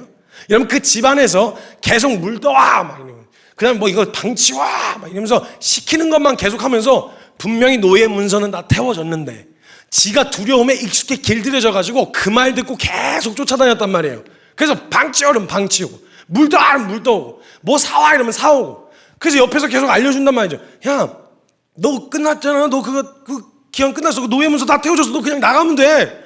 아닌데 쟤 자꾸 소리 지르는데 쟤 나한테 자꾸 물 떠오라고 시키는데 아니 걔가 소리 지르는 거하고 상관없어. 넌 끝났다니까. 너 나오면 돼. 그냥 말 안 들어도 돼. 아닌데 막 쟤 저러고 있는데 막 시끄러운데 막 저 나가다가 끌려다가 맞을 것 같은데 이런 생각을 계속 하고 있다. 감사해요. 감사해요. 감사해요. 죄송해요. 네, 죄송합니다. 그런데 그러면 안 되는데 이런 생각을 하고 있는데 아무리 옆에서 얘기해줘도 소용없어요. 자기가 옛 주인의 허락을 받지 않는 채로 짐 싸서 그 문 밖을 나가보는 거예요. 그럼 옛 주인이 소리 지르겠죠? 어디가? 근데 문제는 잡을 근거가 없다는 거예요. 옛 주인은. 그러니까 저와 여러분이 옛날에는 그거에 종로를 탈 수밖에 없었어요. 마음의 욕심과 정욕대로 사는 게 그 길밖에 없었다는 거예요. 근데 이제는 그렇게 쫓아 살던 삶이 아니라 내가 이렇게 할 이유는 없잖아. 내가 굳이 꼭 이렇게 해야 되는, 내가 원하고 내가 하고 싶었다는 이유 말고 내가 꼭 이렇게 가야만 하는 건 아니잖아. 이렇게도 할 수 있잖아. 저한테 와서 뭐라고 그랬냐면 저희 막 공동체로 살고 막 훈련을 막 빡시게 막 이러고 하고 있으니까 꼭 그렇게 살아야만 믿음이에요. 꽃귀신이 진짜 무섭거든요. 꽃귀신. 꼭 그렇게 해야만 믿음이냐? 꼭 그렇게 살아야 하냐? 꼭 그런 식으로 해야 되냐? 꼭 이렇게 해야만 예수님 믿는 거냐? 뭐 이래요. 꼭 그러거든요. 그래서 저는 항상 얘기하는 게 꼭 그렇게 살지 않아도 된다. 근데 우리는 그렇게까지라도 해보고 싶은 거다. 그래 꼭 그렇게 해야만 믿음이냐? 아니 그렇게 살아도 믿음이지. 꼭 공동체로 살아야만 믿음으로 산다고? 아니 오히려 일상에서 살아가는 삶도 믿음의 삶이지 당연히. 근데 만약에 우리가 해볼 수 있다면 거기서 조금 벗어나는 게 아니라 아싸리 그냥 놀리고 도망가는 거 있죠. 놀리고. 그러니까 주인한테 면서 눈치 보면서 벗어나는 거 말고 막 잡으러 오라고 놀리면서 가는 약간 그런 거 하고 싶어요. 너무 화가 났었거든요. 저는 지금까지 속아왔었던 게 너무 화가 나가지고 우는 사자와 같이 집어삼킬 자를 찾는데 사단 이놈이 물 줄은 모르고 울기만 하는구나. 그럼 여러분들이 그게 두려움에 사단이 와 우는 사자처럼 와 하잖아요. 물 수는 없는데 그 우는 소리에 쫄아가지고 거기서 주저앉는 거예요. 그럼 이제 왕 하는데 얘는 물 줄은 모르는구나. 그럼 이제 그 입에 가가지고 손 놓다 빼는 이런 장난이 가능하다고요. 그러니까 내 원함과 정욕대로 해도 돼. 뭐 그게 뭐 문제는 아니야. 큰 문제는 아닐 수 있어. 근데 그렇게 안 해보는 반대편에 한번 서보겠다 이건 거죠. 그럼 너 어디가? 막 와 이렇게 해야 돼. 이렇게 얘기하면 놀래는. 제발 좀 이제는 소극적으로 공격에 방어만 하는 게 아니라 적극적으로 공격하고 치고 들어가는 믿음의 결정 가능한 생명이 되었다고 여러분. 말 안 들어도 된다고요. 사단이 하는 말 이제 안 들어도 된다고요. 내가 그렇게 끌려다닐 이유가 없다고. 그럼 이제 놀리고 나가는 거예요. 들어와! 그런데 문 앞에서 하고 나가는 거예요. 하고 나가는 거예요. 문 밖에 나가 볼 때 아는 거죠. 아, 이제 더 이상 저 옛 주인은 날 잡을 근거가 없구나. 붙잡을 수 없구나. 이걸 발견하는 거예요. 그래서 여러분, 저와 여러분 진짜 자유인이 되었다는 거 어디서 발견할 수 있냐? 하나라도 좋으니까 이미 주어진 하나님의 말씀에 순종 한번 해보세요. 안 되는 게 아니라 되는구나. 날 막을 수가 없구나. 내가 그 두려움에 어쩌면 속고 싶었는지도 모르겠구나. 이걸 발견하고 난 진짜 자유인이 되었다는 걸 확인하는 현장이 될 거란 말이에요. 여러분은 이미 주어진 생명으로 생각만 하고 옳은 줄 알았지만 하기 싫어서 안 하고 있었던 정욕을 쫓아갈 수밖에 없었는데 바꾸셔서 어떻게 됐냐? 이제 여러분은 선을 선택할 수 있어요. 여러분 가만 생각해 보세요. 우리가 옳다라고 여기는 거 치열하고 어렵지 않다는 말은 아니에요. 치열하고 어렵지만 예전의 습관 때문에 우리가 옳다고 여긴 거 선택할 수 있어요, 없어요? 있어요. 저와 여러분이 아침에 만약 7시에 일어나야 돼요. 그럼 여러분이 7시에 일어날 수 있어요, 없어요? 있어요. 여러분의 생활을 여러분이 컨트롤할 수 있다고요. 어떤 기준과 어떤 목표로 바꿀 것인가는 그 세우는 기준에 따라 달라지겠지만 난 믿는 자로서 새 생명에 합당한 삶, 선, 옳다고 하는 거, 나 그거 행하겠다라고 했을 때 한번 가서 해보세요. 그 정도로 마음 먹고 한번 해보세요. 그게 안 되나? 돼요. 가능한 생명이 되었다고요. 어디서 그걸 내가 완전 자유인이 되었구나, 이걸 어디서 확인할 수 있냐? 선을 옳지만 정선은 원하지 않는데 부인하고 선이라고 하는 것을 선택했을 때, 선택하여 거기에 서게 되어졌을 때 자유인이구나, 이게 된단 말이에요. 그러니까 여러분 자기 부인하는 자리는요, 여러분이 자유인이 되었다는 해방의 선포예요. 대한독립 만세! 이거 깃발 태극기 흔들면서 해방된 날 8.15 광복절에 막 그냥 막 북을 치고 태극기를 휘둘렀던 것처럼 우리가 하나님 말씀에 순종한 그 자리, 순종을 막 기쁜 마음으로 했냐? 이건 전혀 상관이 없어요. 그건 전혀 중요하지 않아요. 그 자리에 섰다는 게 중요해요. 왜냐하면 그 자리엔 자유인만 설 수 있거든요. 죄부터 벗어난 자유인만 설 수 있기 때문에 그 자리에 섰다. 사랑해냈다가 아니라 사랑하는 자리에 서 있다. 치열하지만 진짜 이가 갈리고 막 사랑한다 안 되고 사랑한다 이거밖에 안 되지만 내가 오늘 그 자리에 서 있는 건 자유인만 할 수 있는 권한이거든요. 그러니까 여러분 자기 부인은요 자유의 선포입니다. 아, 나 진짜 죄로부터 완전히 벗어났구나. 나 해방되었다. 그래서 선포하는 거예요, 사도 바울이. 그리스도 예수 안에 있는 자에게는 결코 정죄함이 없나니 죄와 사망의 법에서 너를 생명의 성령의 법에 너를 해방하였다. 끝났다. 그렇게 살지 않아도 된다. 이게 가장 중요한 것 중에 하나입니다. 또 마지막으로 이게 자기 부인이 어떤 의미냐면 가장 순전한 사랑의 고백입니다. 가장 순전한 사랑의 고백. 여러분, 하나님 우리 창조하실 때 가장 중요한 목적이 하나 있으셨는데 뭐였냐면 저와 여러분과 사랑과 교제의 대상이었어요.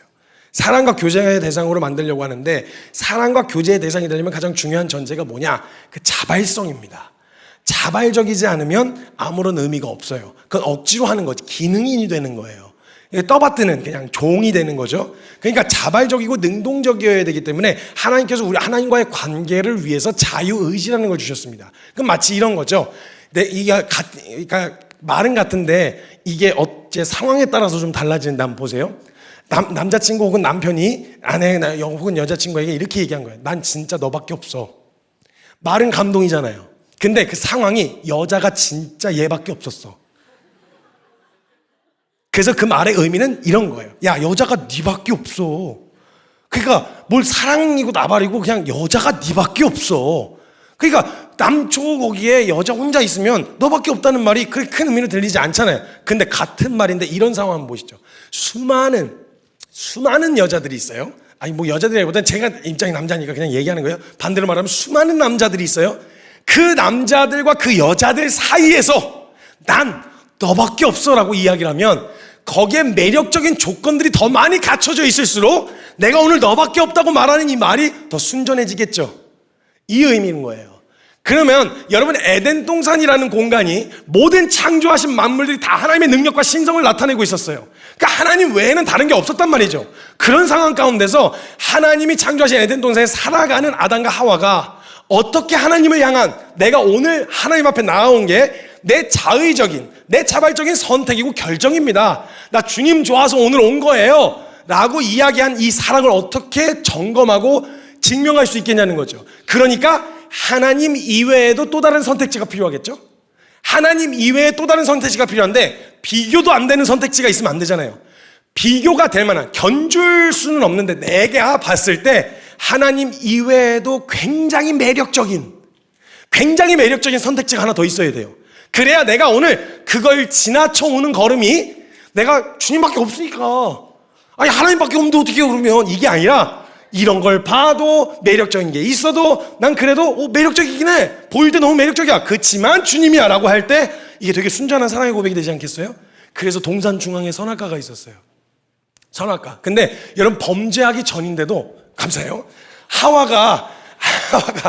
하와가 분명히 하나님 말씀하신 거 알고 있었어요. 하나님이 말씀에 너 먹지도 만지지도 말아라. 이거 먹는 날엔 정령 죽으리라.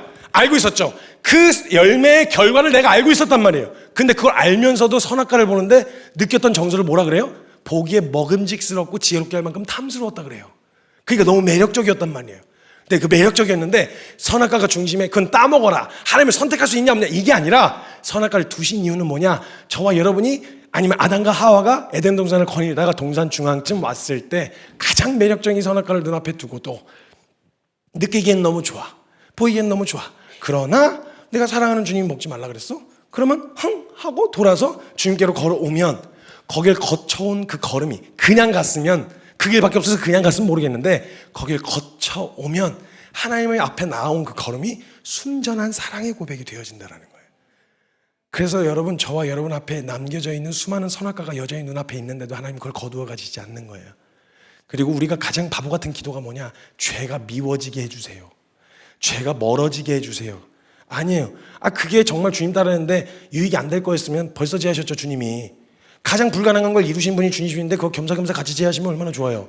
내버려 두셨다는 이유는 뭐냐? 수많은 너무 매력적인 내가 느끼기에 정서와 감정적으로 너무 매력적인 수많은 유혹거들이 눈앞에 있는데 이걸 거두어 가시지 않은 이유는 뭐냐?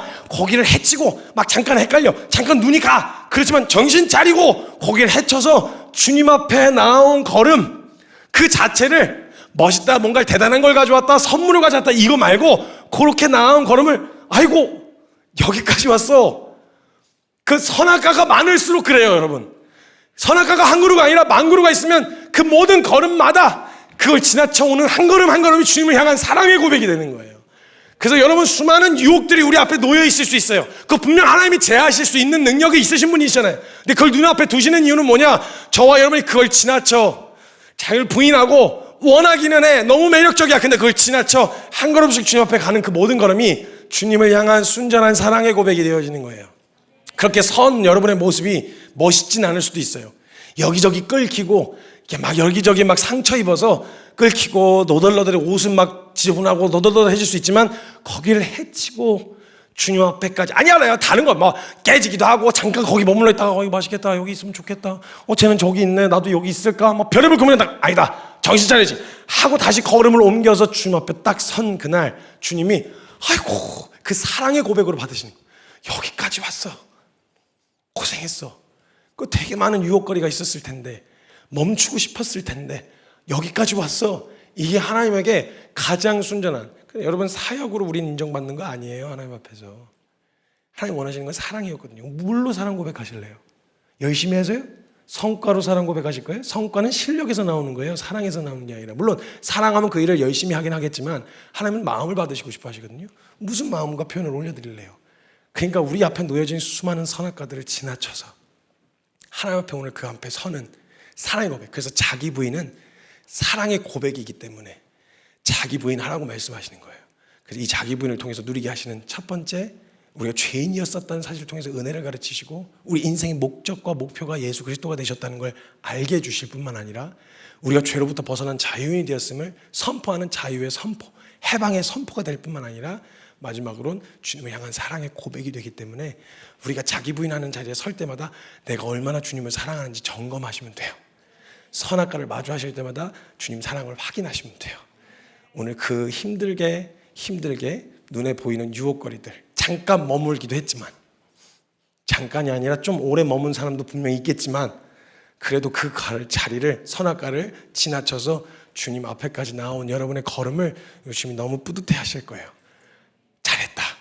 고생했다. 너무 수고했다. 여기까지 와줘서 너무 고맙다. 그 사랑의 고백. 그거를 주님이 받기를 원하시는 거예요. 그리고 아마 여러분이 여기까지 온 그 걸음을 주님이 사랑의 고백으로 받아주실 거예요. 제가 한 번 어떤 자매가 쓴 SNS 글을 본 적이 있어요. 이렇게 써놨더라고요. 남자친구한테 쓴 글인 것 같아요. 나는 네가 나에게 해주는 1000번의 이벤트보다 천번의 이벤트는 받아보고 하는 소리인지는 모르겠지만 천번의 이벤트보다 나는 내가 진짜 싫다고 말하는 걸 안 해줬으면 좋겠어 라고 말하는 걸 네가 하고 싶은데도 그걸 참는 모습을 보면 이 사람 진짜 나 사랑하는구나 라고 하는 그 사랑이 느껴진다 이렇게 써놨더라고요. 글을 보는데 제가 그냥 쓴 글이겠는데 저는 그게 성경이 보이더라고요. 성경의 말씀이 천번의 이벤트 주님을 향해서 드리는 어떤 열매보다 내가 원하는데도 그거를 부인하고 우리 주님이 기뻐하시지 않는다 그랬지. 그래서 그 자리에 서는 그 모습 보면 정말 사랑스럽지 않겠어요? 진짜 사랑이구나라는 걸 확인할 수 있는 자리가 아니겠냐는 거예요.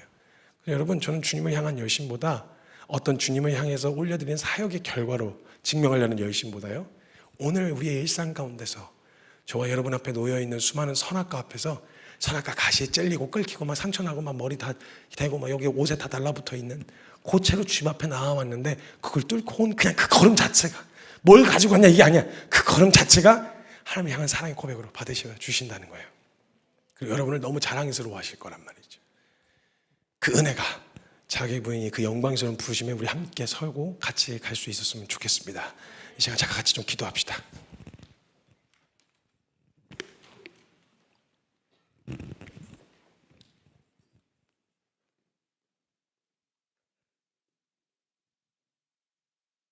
제가 한 번은 모든 이제 사역을 하다가 한 20여 년 사역을 하는데 10년쯤 됐을 때쯤에 제가 있었던 공동체에서 전 쫓겨났었어요. 쫓겨나가지고 어떻게 해야 되지? 앞으로 어떻게 살아야 되지? 이걸 고민하다가 저희 아버지가 추천을 하나 해주셨어요. 너 공부 좀 해라. 그래가지고 제가 히브리어 헬라어를 공부하는 곳에 들어갔어요. 들어갔는데 저는 제가 그때 처음에는 하기 싫다 그랬었거든요. 근데 제가 하기 싫다 그러고 제가 이제 도망가려고 딴 데로 도망갔는데 아버지가 책 하나 읽어보라고 해서 책을 주셨는데 거기 첫 장을 딱 열었는데 포스트잇으로 첫째 아들 순종, 둘째 아들 불순종 이렇게 적혀 있는 거예요. 저는 저희 큰형님이 계시거든요.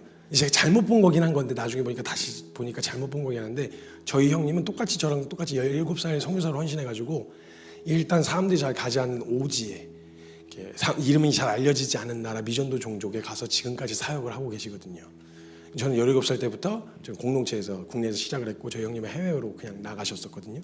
정말 약간 선교사가 되기를 바라시는 집안 안에서 저희 형님의 걸음은 약간 뭔가 이렇게 멋있는 본이 되는 그런 모습이었어요. 그리고 어머니가 스스로 얘기하시기를 너희 형은 글쎄 태어나서 지금까지 단 한 번도 엄마 말에 노, 안 해요, 싫어요 라고 한 적을 본 적이 없다 이렇게 얘기를 하시는 거예요. 그래서 저는 늘 노 했거든요. 싫어요, 안 해요. 왜요? 내가 왜 해야 돼요? 막 이랬거든요. 항상 비교가 됐었더랬거든요. 근데 안 그래도 제가 선교사로서 실패했다는 생각이 드는데 제가 한번 공부해 볼래라고 권면한 그 권면도 안 한다고 하고 갔는데 그 포스트잇을 본 거예요. 이제 첫째 아들 순종, 둘째 아들 불순종. 근데 이제 나중에 이게 마태복음에 나와 있는 첫째 아들 불순종, 둘째 아들 순종 이게 거꾸로 돼 있었던 걸 제가 잘못 본 거였어요. 그래서 제가 그걸 그때까지 몰랐다가 그걸 가지고 이제 돌아와서 해외에 있다가 돌아와서 아버지한테 제가 히브리 헬라어 공부하고 싶어서 가는 건 아닌데 제가 순종이라는 걸 한번 배워보려고 제가 한번 해보겠습니다. 1년만 딱 해보겠습니다. 1년만 시작을 했어요. 와, 진짜 죽겠는 거예요.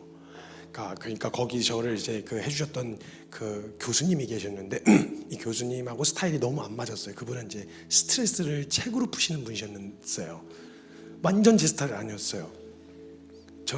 그래서 이제 안 맞았죠, 스타일이. 새벽 5시부터 공부를 시작하고 밤 11시까지 수업을 하시는 분이셨어요. 그러니까 1년 내내 히브리어 헬라어만 365일 새벽 5시부터 밤 11시까지 공부를 했다고 생각해 보세요. 저는 진짜 못하겠는 거예요. 그래서 그리고 심지어 어느 정도였냐면 아침, 점심, 저녁 밥을 먹을 때 매 끼니마다 한글, 히브리어, 헬라어, 영어 이렇게 4구절을 암송을 해야 밥을 먹었어요. 그래서 제가 그때 거의 한 20kg 가까이 빠졌어요. 못 외워가지고. 여러분 그거 먹는 거 갖고 장난치면 얼마나 화가 나고 막 억울하고 눈물 나요.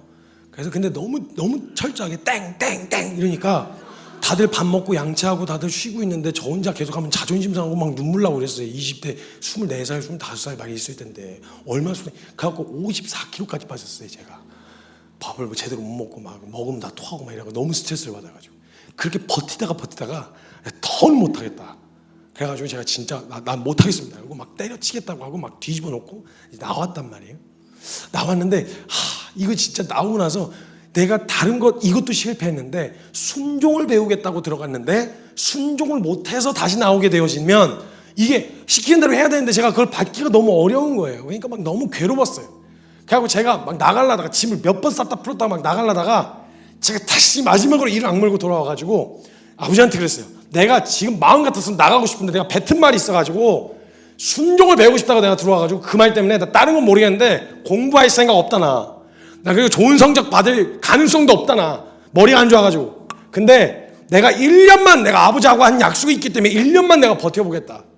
그래서 진짜 눈물로 이악 물고 1년을 버텼어요. 그리고 졸업식이 됐어요. 수료식 때 제가 아무리 봐도 제 성적이 이게 성적다운 성적이 아닌 거죠. 진짜 그냥 버텼어요. 그래가지고 그 성적표 완전히 망가진 성적표를 들고 아버지가 수료 축하하러 이제 오셨는데 수료식에 그 참 나쁘끄러운 성적표 아니에요? 그래서 제가 와가지고 구구절절히 또 변명이랍시고 뭐라 그랬냐면 제가 그 내가 성적표 이거 보여줄 수가 없으니까 제가 그 아버지하고 한 약속 때문에 있었던 거예요. 약속 때문에 내가 원래 있으려고 했던 게 아닌데 아버지하고 약속 때문에 있었던 거라고 이야기를 해줬는데 아버지가 저를 그때 이렇게 눈물이 이렇게 가득하시더니 저를 끌어안아 주시면서 이렇게 얘기하시더라고요. 성규야, 순종해줘서 고맙다. 처음에 제가 이해가 안 됐었어요. 근데 제가 나중에 그 이후에 그 포스트잇의 의미를 알게 됐는데 성경에 보면 두 형제 이야기가 나와요. 거기에 첫째 아들에게 아버지가 이렇게 부탁했어요. 너 포도원에 좀 갔다 올래? 그랬더니 무슨 이유에서인지 잘 보이고 싶어서인지 책임감 때문인지 모르겠는데 예 했어요. 근데 안 갔어요. 근데 둘째 아들에게 네가 갔다 와라 이렇게 얘기를 했더니 둘째 아들은 가문을 물려받을 이유가 없잖아요. 첫째 형이 받으니까. 그래서 개념이 없었는지 싫다 그랬어요. 안 가요. 내가 왜 가요? 나 안 가. 왜? 형 시켜 형. 안 가. 이렇게 얘기했단 말이에요. 그런데 알겠다 하고 이제 아버지가 빠졌는데 그 왜 시켜놓으면 그 마음에 계속 걸리는 거 있잖아요. 안 한다고 해놓고. 그래갖고 가는 내내 투덜거리면서 이 둘째 아들이 안 간다 그래놓고 간 거예요. 겉바속촉. 그런 애들이 또 이렇게 속은 촉촉해. 그래갖고 거기에 간 거예요. 가는 내내 어땠겠어요, 여러분? 가는 내내 신경질 부리지 않았겠어요? 막 왜 나보고 가라 그래? 막 도착해서 막 포도나무 이렇게 있으면 너 뭐야? 막 이러면서 이제 막 신경질 부리고 있었을 거 아니에요. 근데 아버지가 그 모습을 봤단 말이에요. 뒤에서 봤다. 근데 요즘 이렇게 물으세요. 누가 순종이냐? 얘하고 안 간 애가 순종이냐? 아니면 분명히 가기 싫었어. 분명히 하기 싫었어. 다 맞는데 거기 간 이유가 아버지가 이야기했다는 아버지 때문이라는 이유 외에는 걔가 거기 있을 이유가 없는 거예요. 그러니까 거기 가서 막 투덜거리고 에이씨 간 내내 짜증 부리고 멋있는 모습으로 갔으면 참 좋았겠죠. 그게 나쁘다는 말이 아니야. 좋은 거예요. 근데 그런 모습으로라도 가서 기다리고 있는 아버지가 하라는 대로 그걸 막 투덜거리면서 하고 있는 모습을 보면서 아버지는 그 둘째 아들의 걸음을 순종으로 본다는 거예요. 제가 그걸 말씀을 딱 깨닫고요. 그때 제가 하나님 앞에 원래는 선교사고 뭐고 다 포기하려고 그랬거든요. 근데 제가 그 자리에서 제가 무릎 꿇고 기도했어요. 하나님, 만약에요 잘난 사람 찾으시는 거면 저는 못해요. 하나님이 쓰시는 일에 능력 좋고 탁월한 사람을 찾아서 쓰시려는 거라면 저는 안 돼요. 근데 만약에 하나님 이런 사람도 순종으로 봐주시는 거라면 저 그러면 한 번 더 해볼 수 있을 것 같아요.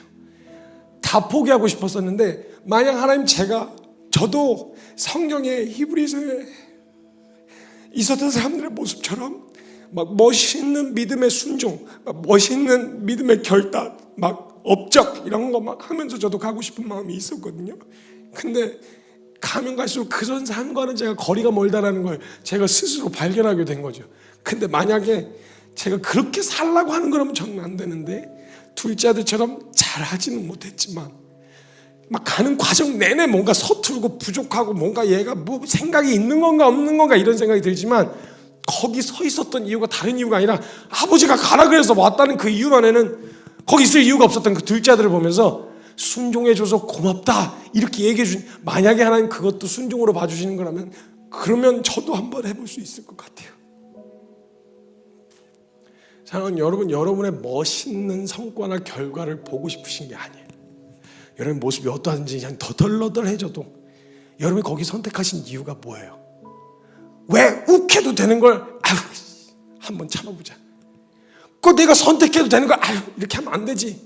그것 때문에 괴로워하고 죄책감 느끼고 속상해도 하면서 남들 다 빨리 그냥 제 하고 싶은 대로 하는 것 같은데 뭔가 갈까 말까 고민하고 거기서 내가 마치 뒤처지는 것 같지만 거기서 망설이셨던 이유가 뭐예요?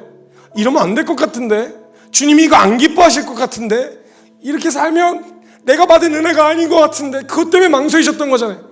그럼 우리는 그래 그냥 확 돌아서서 주님을 딱 선택하면 너무 좋겠지만 그렇지 못한 내 모습에 이게 무슨 믿음의 사람이야 이러고 죄책감을 느끼고 가책을 느끼고 있을 텐데, 우리 주님은 순종해줘서 고마워, 거기서 망설여줘서 고마워, 그냥 가도 되는 걸 그냥 남들 다 합리화시키면서 가고 있는 걸 거기서 멈칫 해가지고 이거 주님을 의식해서 안 가려고 한, 그리고 마침내 너덜너덜해진 채로 주님 앞에 서 있는 그 모습을 보시면서 주님이 고마워하신다는, 그 순종으로 봐주신다는, 순종해줘서 고맙다, 그렇게 와줘서 고마워, 자랑스러워하시고 뿌듯해하신다는 거예요. 그래서 저 같은 놈도 갈 수 있는 길이 되었어요. 다시 일어나서 해보기로 했어요. 하나님, 잘할 자신은 없는데요, 이런 꼬라지로도 순종이라고 봐주시는 거라면 나 그러면 한 번 더 해볼래요. 나 한 번 더 해볼 수 있을 것 같아요. 넘어져도 만약에 한 번 더 그렇게 기회를 주시는 분이시라면요, 저 그럼 한 번 더 해볼 수 있을 것 같아요. 그 걸음, 그 은혜가 저를 여기까지 오게 했어요. 여러분, 그 은혜가 저와 여러분을 끝까지 지키시되 주 예수 그리스도의 날까지 붙들어 주실 거예요. 우리 주 그님의 은혜가 지금 기다리고 있고 준비되어 있습니다. 여러분 결정하시면 돼요. 그 은혜로 살겠습니다. 예, 하나님, 저 어렵고 서툴지만 지금 이 영광스러운 길 준비해 놓으셨으니 이걸 따르지 못하게 하는 이전의 나 부인하고 예수 그리스도 따라 나서겠습니다. 걷겠습니다. 이 결단이 필요한 때입니다. 여러분 안에 선포하십시오. 죄에 대하여는 죽은 자요, 그리스도 예수 안에서 하나님께 대하여는 살아있는 자로 여기겠습니다. 결정하겠습니다. 이 믿음의 결정을 우리 주님 앞에 함께 기도하며 나아갈 텐데, 우리 시간 같이 기도할 때 이 일을 이루신 우리 주님의 이름 간절하게 한번 목청껏 크게 부르짖고 통성으로 같이 기도하며 나아가도록 하겠습니다. 기도합시다. 주여!